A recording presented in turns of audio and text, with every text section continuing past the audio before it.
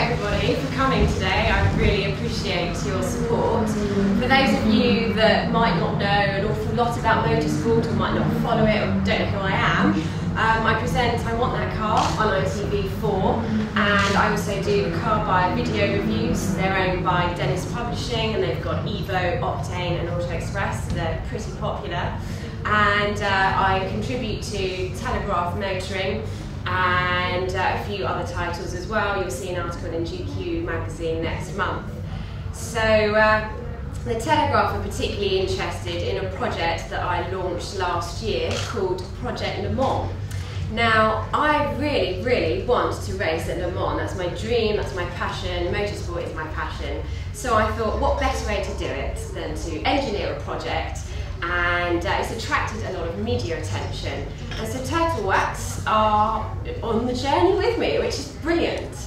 And last year I raced my production Boxster in the BRSCC Production Boxster Championship. And when I launched my project at Autosport International at the Birmingham NEC last year, I was asked what my plans were for the year. And I said, I'm going to win the Production Boxster Championship. And in my head I was thinking, okay, I really hope I do win because it's not going to be easy. And I had a great team behind me. Quintec Racing were running me, and we did manage a lot of podiums, and we finished in first, so we won the championship. We're over the moon with that. So moving it into the second year of the plan, my experience to date has been 20-minute short sprint races. For those of you that are familiar with Le Mans, it's a longer race, it's 24 hours, made up typically of 4 drivers. So I needed to get some experience with some longer driving stints. And an opportunity came up with the 750 Motor Club to race for 45 minutes. Some people do 2 cars, 2 drivers, or 1 car, 2 drivers. But because I want to get to Le Mans, I obviously did 1 car, 1 driver. So I have a 45-minute stint to myself.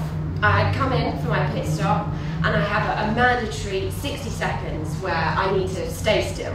Otherwise it's unfair on the drivers that are having to do changes. And it also gives me an opportunity to give some feedback to the team, because endurance racing is more about teamwork than just the driver. Very important. And then I go out and I do the final stint. So we had our first outing at Donington Park on the 29th of March with the Turtle Porsche. So it's all branded up with Turtle Wax on, and I think most of you have been down to the garage and seen it. It does look great. And we were running in 3rd for much of the race, and then we finished in 4th, which is not bad for a first outing. And so we're hoping for more stable results as we develop the car through the season and turn it into a very competitive Boxster in this particular series. And it's really great actually that you've come to Silverstone to watch me, because Silverstone, it has a magic place in my heart. It's the first circuit that I attended. And who thinks I was over the age of maybe 15 when I attended Silverstone? No hands, okay, you know me quite well already. I was a baby. This man here is my father, and he was racing in the Burkitt 6-hour relay race, which at the time was invitation only. So you had to be pretty handy behind the wheel to drive in this race. So my dad was racing, and my mum sat next to him. She was pushing me around in my pram, and I slept through the whole lot. Apart from 1 car, which was a really noisy V8, and that made me murmur a little bit, and that's about it. So I'm pretty akin to motorsport and being trackside. It's also the circuit that I took my ARDS test at. Has anyone driven on circuit before? Okay, excellent. So, have you done an ARDS test? No. So what you do is you drive on the circuit, get a bit of experience, and then your ARDS test is your test so that you can become a racing driver. So you then have your race license, you can go and enter competitive racing. So that's where I did my ARDS test. It's also where I had my first race. And how I got into racing, I really wanted to race properly, and I promised myself that I would do it one day. Initially, I couldn't afford to go racing. And there's a famous saying, motorsport costs the same as it did 20 years ago. Every penny you have. And when you haven't got any results, you can't hope for sponsorship because you need to have some results before you can approach the sponsors and a media following. So I set up a used car sales business in 2007 with £300 and a Vauxhall Cavalier. It now turns over in excess of £1 million, and I buy and sell BMWs, Mercedes, Land Rovers, and source the likes of Bentley Continental GTs. And I worked really hard to build up enough funds so that I could go racing. I entered a competition with SEAT, and they sponsored my actual licence. And then I bought a 35-year-old Porsche, a 924. And I tested at Silverstone. So I did my race licence in the February, I bought the car in the March, and then my first race was in April. And in testing, it broke down. So I had 15 minutes of seat time before I went out for my first ever race.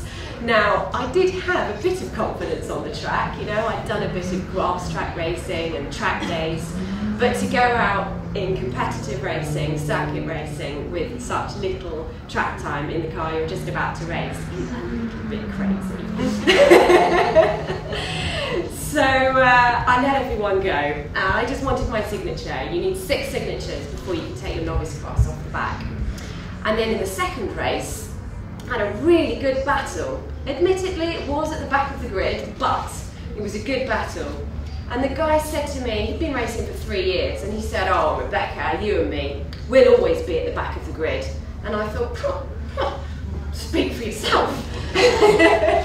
So I spent the first season really pushing hard and spinning a lot in the rain, being 5 seconds a lap quicker than the guy at the back of the grid, but still finishing at the back of the grid. And I really tried to hone in those skills and try and cut a little bit of that 5 seconds so that it was, say, 4 seconds or 4.5 with no spinning. That's the idea, you see. You don't want to spin. The idea is to stay on the black stuff. So in my second season, by the end of the season, I was 3/10 off the guy that won the championship, and I thought, right, okay, I'm going to take this seriously now, which is why I launched Project Le Mans.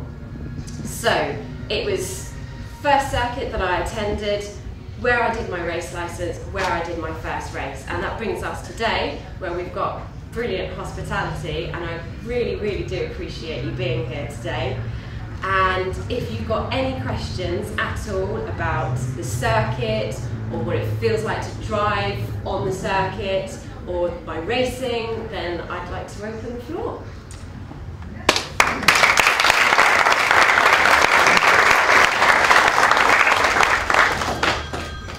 Rebecca, we've quite put an over around this sort of stuff. How many actual meets are there then in this kind of classification through the rest of this year? So there's 7 meets in total, and we go to some of the top circuits in the country. We go to Snetterton, we go to Silverstone, Brands Hatch, Donington Park. So yeah, if you'd like to come to another one, you'd be very welcome. Rebecca, can I ask one? Boy Racer 1, how fast does the car actually go? The car goes well over 100 miles an hour, and the average speed, if you look at your sat-navs, your built-in computer systems on your cars, you'll probably find your average speed, if you're doing quite a lot of motorway driving, will be about 38 miles an hour. The average speed around the circuit here, a circuit like this, is about 90 miles an hour. So it's pretty quick. If you can imagine getting to a roundabout and then driving round that roundabout at about 60 or 70 miles an hour, that gives you an idea of what it's like to drive on circuits. But don't do it on the road, please. Rebecca, can I just ask, why have you got so many cameras in your car? Ask them. So we don't miss a moment. They don't miss anything. So you feel outside as you're driving in then inside. They film outside, they film inside. It's really good for the team to see what sort of feedback I'm getting inside the cabin and my reactions to things. The view outside of the car with the circuit, people love to see that, so it's really great footage to have on the internet and on the television. I've got a question. Yes. Does it stop you swearing? I was going to say, my language is very good. However, in the heat of the moment, if something goes really, really wrong, edit suite. Thank you.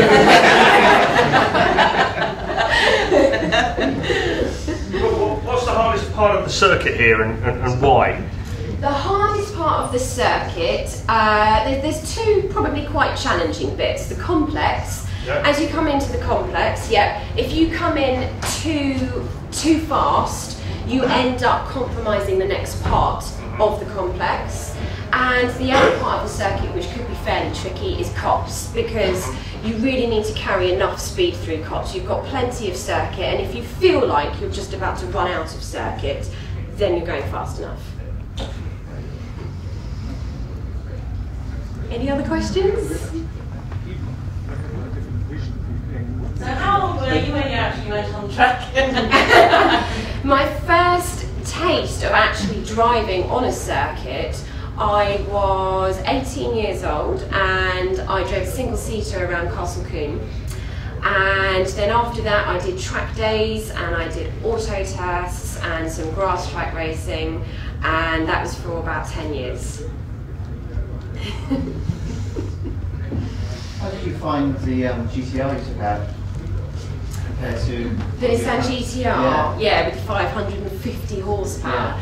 Interestingly enough, it was fairly easy to drive. You just needed to get used to the speed around the corners, because it's so well equipped, the vehicle. It's got no driver aids. A vehicle that is harder to drive actually is the 924, because although it's very balanced and it handles very well, it's got no traction control, no power steering and no ABS.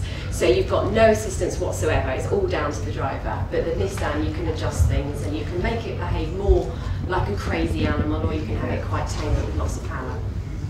Rebecca, sorry, I've got a question for Mark. Yeah, that's okay. Mark, have we got hospitality at Le Mans? I'm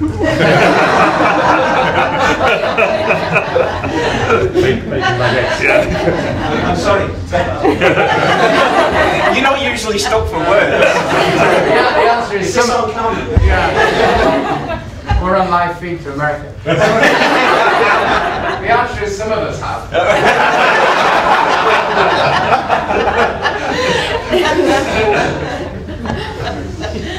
When you're not on track, is there any way that you practice, or do you use computer games or anything like that to practice? If I don't know a circuit, I use computer games to learn the circuit, and Gran Turismo. And I also do a lot of fitness, because you'd be surprised how much energy you use when you're driving. So I do body balance twice a week, at least twice a week, and that exercises your core strength, works your abdominal muscles and your back muscles. It gives you really good core strength for driving. I also do 10 kilometres on the cross trainer, because it puts no stress on your joints. That takes me 35 minutes. And then I also do salsa dancing, so that's really good aerobic exercise. You almost don't realise you're exercising. You're dancing for sort of 2-3 hours, and it's very, very good for you. So that's how I stay fit. Excellent. Well, thank you very much, everyone. Thank